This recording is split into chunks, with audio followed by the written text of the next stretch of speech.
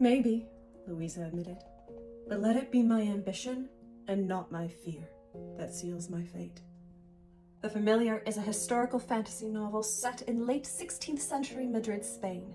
It is an adult standalone and, as the author has said herself, inspired by her own family history.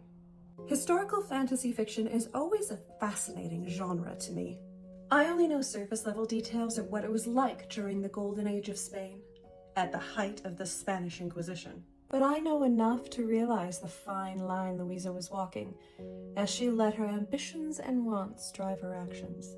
As with any new fantasy setting, especially one rooted in real-world history, I was intrigued by the magic we were going to encounter. The milagritos, as they were called. Little miracles. As with the magic in the Alex Stern books, in The Familiar, there are frightening consequences for magic bargained away, or powered by unbridled want without direction.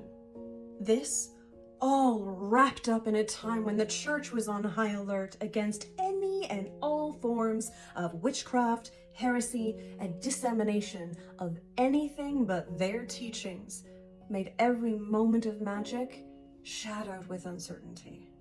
For me, that was enticing.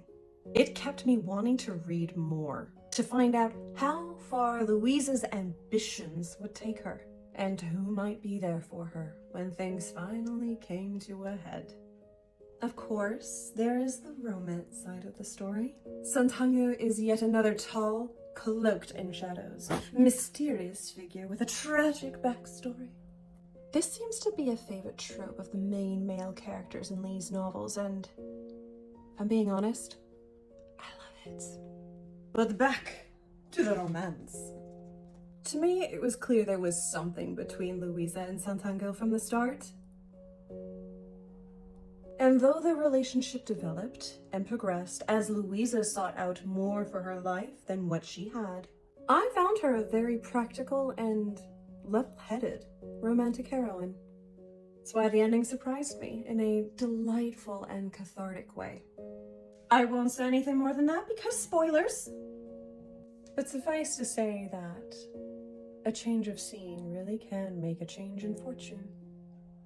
Overall, I'd give The Familiar a solid 4 out of 5 stars for my first read of it.